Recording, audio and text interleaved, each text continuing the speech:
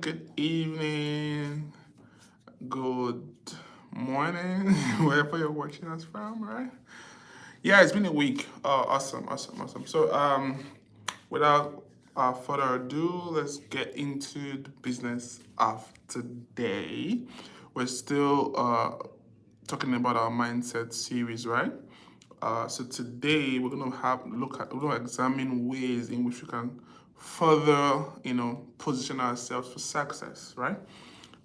So if you see me looking down, I scribbled down some stuff right here on my notepad, so that I'll have like my thought process more organized, better give you guys better quality and better content, right? So if you see me looking down, I'm looking at my notes to give you what I have for today in a more organized manner. Right. Thank you. So last week we examined our mindset and we laid a few ground rules, right? So if you didn't get a video, if you weren't able to watch it yet, so go and watch it. I'll link it up somewhere in around here.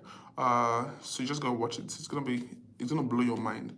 So we talked about mindset as the fundamental thing we need for success in life and everything. So I don't like making these videos long, so it'd be better for you to go over to my YouTube channel and just watch the videos and you get the concept of what it is. It's not long, it's short. Okay. So today I'm looking at rejuvenating your mindset, and this is sort of like the part 2 of last week's series, right? So we said that we're going to look at ways that will help us have better mindset or develop better mindset, right? So today I'm going to give us 3 of those things, 3 things that will make us become superhumans in our spheres of influence, in whatever we do that will make us top performance. Okay, so I have these 3 things written down and I'm going to give you them back to back to back, right? So are you ready? Okay, so yes. First of all is uh the first on my list is number 1 thing that will help you have a better mindset, help you create a better mindset is reading of books. Reading books is very important. We said that mindset is the way that we perceive the world, is the lens through which we perceive the world, right? And also that it is that also the lens through which people also perceive us, right? So if you want to have a stronger mindset, if you want to have a more positive mindset, you must be able to cultivate this through one of these ways is through reading books. Yes, people before us, people even in our own area of influence, the same time as we are, have written down things, have penned down their thoughts in a way that makes sense, right? So you will be doing yourself a favor by reading those books. And I wrote down here that this is a very underrated activity, right? Reading does not just help to increase our level of literacy, right? Reading helps us to concentrate. Reading helps to develop our ability to focus. If you're able to read a book from start to finish, it does something to your mind. It does something to you. You're able to better articulate stuff. You're able to better understand stuff. You're able to better concentrate and focus on things, right? You find yourself that when you're in meetings, you are able to focus on the main ideas, on the key ideas, and when you listen to people's broadcasts like mine, right, you're able to understand, oh, this is what it's trying to say, right? So that's what reading does to your mind. Reading helps your mind to stay focused. So you're doing yourself a favor and you're doing those around you a favor by constantly reading books. It helps a lot. It helps a lot. Now, I wrote down here that reading makes you more valuable. This is something that a lot of people take for granted, right? That when you read personal development books, when you read self-help books, when you read all kinds of books, fictional books, non-fictional books, poetry, whatever kind of books you read, it exposes you to a whole new world of possibilities, right? And if for anything else, even if you don't get anything from that book, when you go into meetings, into conversations, into networking events, you're able to say something. You're able to bring something from that book into the conversation. Just imagine, let's say you don't even have any time to read personal development books that you prefer reading academic books, for instance, and you read a paper on engineering, for instance, right? Anything, maybe you're in engineering field, you read a paper on engineering, and you go for a meeting or a networking event somewhere downtown your area, and someone just brings up a topic about engineering, you're like, whoa, you may not be able to say a lot of things about engineering. You may not be an expert in engineering, right? But that singular book or paper that you read on engineering is able to further make you more valuable. You're able to speak on that subject on a much more from a standpoint of a valuable person. Oh, like you're like, oh yeah, I remember reading the book or a paper on this, and the person says so and so and so. I think that's valuable. That singular statement has positioned you on the top of people's minds. Yeah, it works wonders. It helps you become. It helps you get better friends. It helps you get better jobs. It helps you, become. People see you in a different light. Like, this person is, know what I thought, right? So that's it. So people are able to relate with you on that position of value, and it helps a whole lot. And I wrote down here that it exercises the brain, which improves your mood and helps you sleep better. You know, the brain is like a magnificent thing. I can't really describe the brain now from a logical point of view because that would be boring, right? But from a professional point of view, from my own point of view, is that I'll see the mind as a powerful tool that has the capacity of stretching, right? So if you don't read, if you don't do things outside of your routine, your mind shrinks, goes down like this. But if you do read books, if you exercise your mind by reading books, by doing a lot of things, your mind stretches. And as your mind stretches, you get better quality of sleep, or you get better rest. But if your mind is just so compressed, you are easily tired, you're more fatigued, and you're prone to stress. Yeah. So one point of rejuvenating your mindset is how? By reading what? Books. Number 2 point I have here is that you should avoid multitasking. Avoid multitasking. Please avoid multitasking. This is the second point right now on how to, have a better life. Avoid multitasking. A lot of people think that they are superhumans, that they're better, that they love doing a lot of multiple things at the same time, and they feel it's something good. Well, it's not. Science and research have proven that the brain is not capable of multitasking. Period. Yeah, I'm sorry, but that's it. That's it. The brain is not capable of multitasking. The brain, what people call multitasking, is actually when they're doing multiple things, the brain sort of shuts off one and does the other, shut off the other and does the other. So the brain is switching between those activities. So you're not actually doing multiple things at the same time. You're actually doing that one thing for a short period of time and switching to the other thing. So you're not getting maximum value of those things. So for instance, let's say you're driving home or to anywhere you're going. You're driving, right? And as you're driving, you are making a call to your hands-free mode, right? You're making a call to Bluetooth or whatever, and you're driving and you're making a call. What happens is that you're either concentrating on the driving and you're not really hearing what the person is saying on the other end of the call, or you're not concentrating on the driving and you're focused on the call you're making. That's what's going to happen. Either of these two cases. You cannot focus on driving and also focus on making a call. It's not possible. That's why sometimes when you're driving and making a call, you'll be like, oh, what did you say? I can't hear you. Oh, I didn't get, oh, you meant, you just end up making a conversation that didn't make any sense. After like 30 minutes, you're like, what did I actually say to that person? I can't remember anything. That's because your mind wasn't paying attention to it. Yeah. So that's why a lot of accidents happen when people drive and make calls, because when they are focused on the call, their mind leaves the steering wheel, leaves the road, and like, oh, really? And before you know it, they run into a ditch or something. Yeah. So that's one proven way, like, to tell you that your mind cannot multitask. You are incapable of multitasking. Think of another scenario. Let's say you're a student and you're trying to concentrate on reading a chapter of a book, right? And you're reading that book and you're texting. You're reading the book and you're texting. What happens is that if you give your book 5 seconds and you're like, oh, let me multitask and text, what happens is that your brain shuts off from the book and focuses on your chat. And vice versa, after 1 hour, you haven't read anything, you haven't made any meaningful conversations because you've just been switching. Your brain has been switching. So multitasking in what people call multitasking actually reduces productivity. It reduces your ability to make meaningful impact in the world.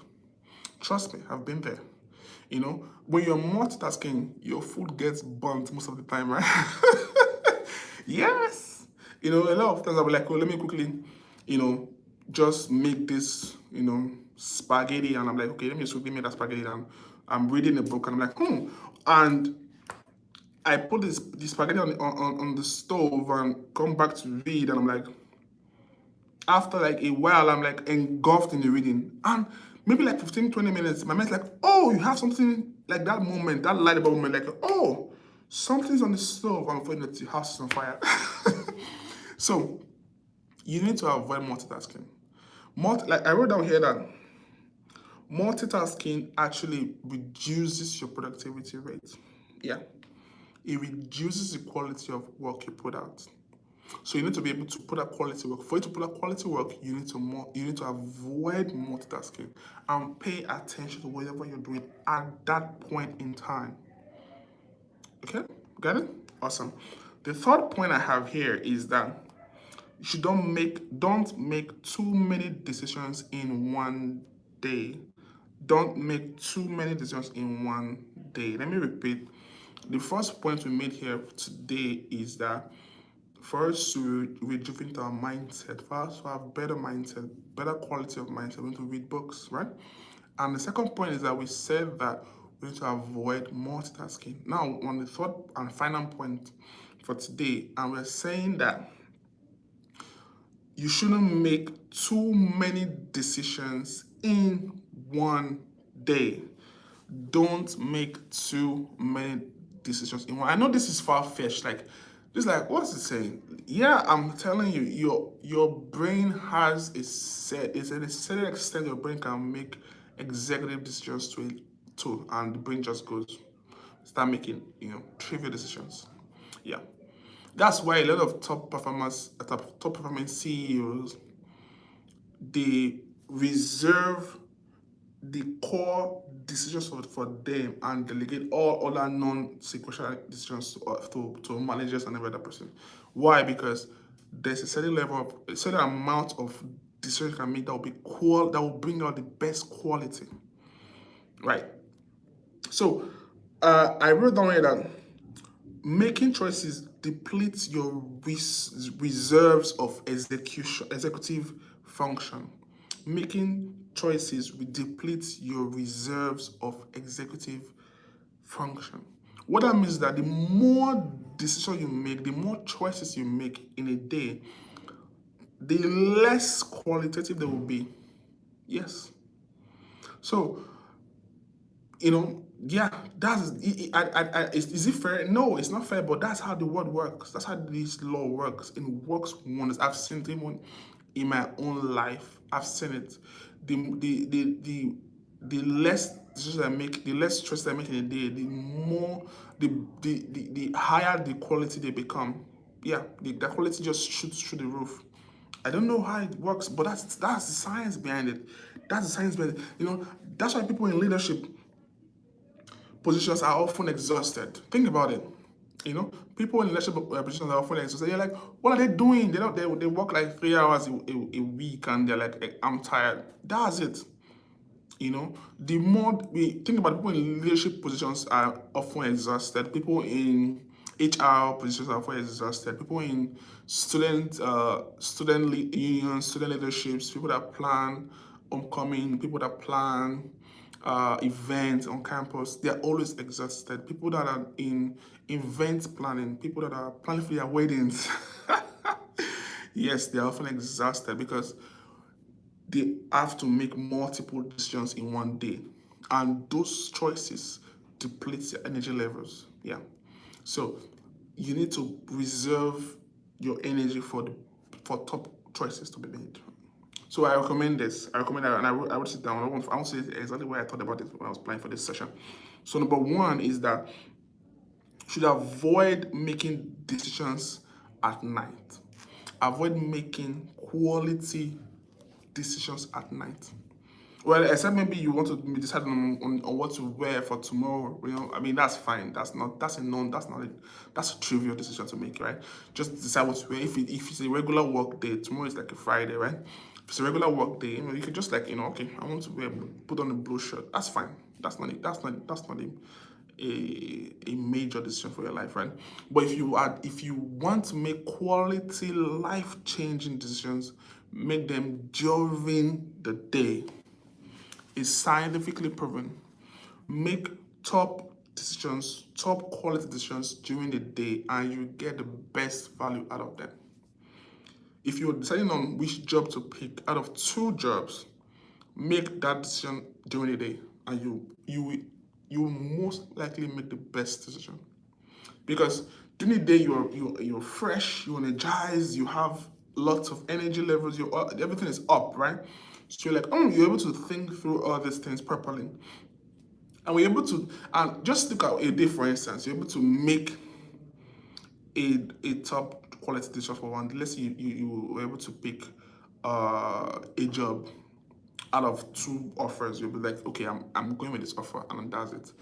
Think about it. If you think back, you notice that when you made a decision and you sent that email or made that phone call, whatever you did, the next thing you did was a much lower thing, a much lower activity compared to that decision. Because let's say you made the decision to pick a job, and that's here.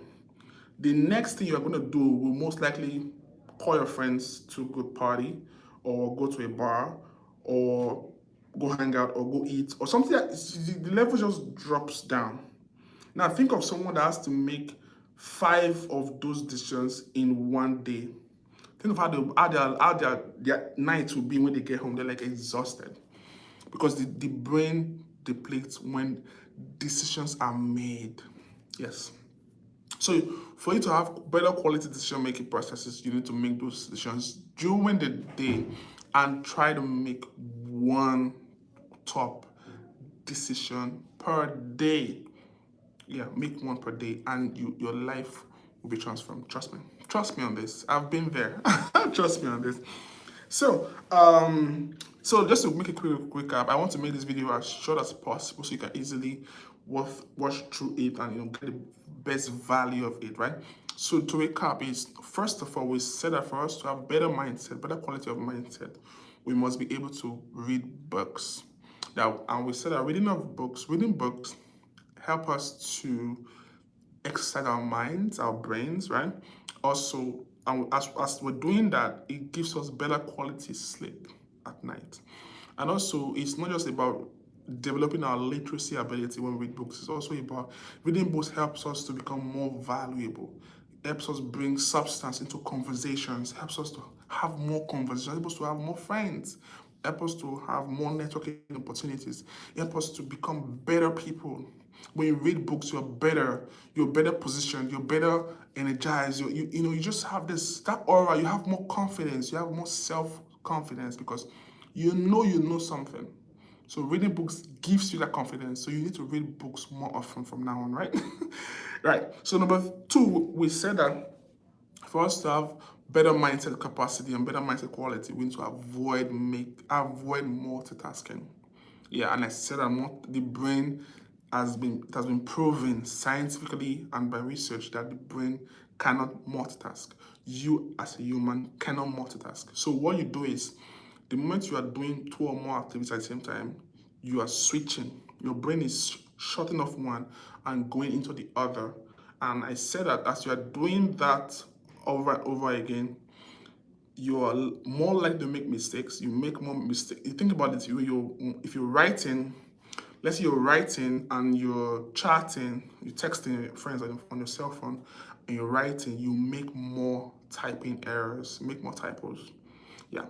When you're paying attention to something else and when you're doing something else, you make more mistakes.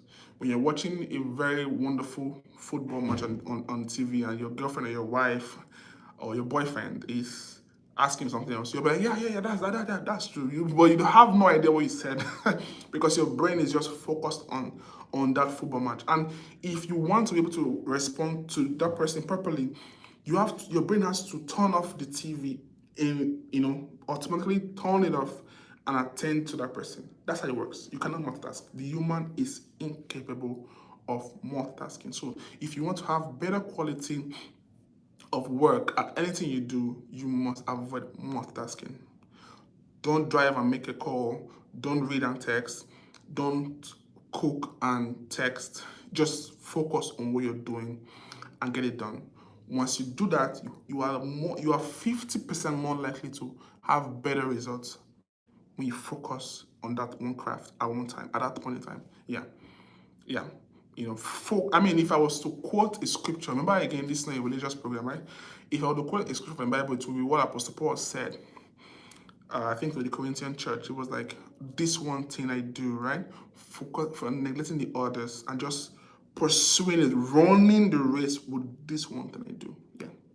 Have that one thing set out. Okay, right now, for the next 15 minutes, I'm going to do this and do that for that time frame, and you get the maximum result at that point. I can guarantee you that because I've done it. Yeah, yeah, that's what we said about number 2, about avoiding multitasking. And number 3, we said that we shouldn't make too many decisions in one day. Very important. This is the most important part, if everything here I've said are the most important things, but out of the 3, I'll pick this one as the most important one. Because you may not be able to read a lot of books in your lifetime, right? But this is very easy. Avoid making too many decisions in one day, please. Yes, please. Your brain deplete your brain capacity depletes as it's making executive decisions. So I remember, if I was to recap what I said earlier about the job offer, right? If you were to decide between a job, let's say you have 2 job offers, and you finally say, okay, no, I'm going with company A, and you wrote them an email or you made a call or whatever you did to accept that job offer, you have made an executive decision for that day. The next activity you're going to do, check it. If you've had a job in the past, or if you've had done anything exciting in the past, think about it. The next thing you're going to do when you make a top choice is you're going to do something very low. From that, making that choice of getting that job, you're going to call your friends to go to the bar. You're going to call your friends to hang out. You're going to go buy ice cream for yourself. You're going to take yourself out. You're going to just do something that is not at that level anymore because your brain has been exhausted. Trust me. Yes. So if you want to have better quality decisions to be made in a day, not just avoiding multitasking, but also avoid making 2 top quality decisions in one day, and you will thank me for it. Yeah. So if something comes up today, let's say if you're living in the United States right now, and I'm thinking it's already, I think 3:30-ish, right? Right now, if something pressing comes up right now that needs your attention, that needs you to make a choice on, a lasting choice, right? That will impact the rest of your year or the rest of your life. Pause. Don't make that decision right now. Make that decision tomorrow morning. Yeah, they can. Yeah, I've noticed that except it's an emergency, except like it's really a medical emergency, right? Every other emergencies can wait for 12 hours. Yeah, trust me. Every other emergency can wait for 12 hours, except medical emergencies, life or death emergencies. But every other emergency can wait for 12 hours. If it's a job, you can tell them you give them your response tomorrow. They'll accept. Yes. So you can make that decision tomorrow and give your brain the the the time and freshness to process everything properly. Yes. So that's what I said. So if you came in late, if you're just working, if you came in late, you're gonna have to watch the replay. If you're watching the replay right now, thank you so much for stopping by. I really, really, really appreciate you guys. So until next Thursday, we'll have another awesome topic. Stay fresh. Remember, use what you have, for what you have is plenty. All right. Bye, guys.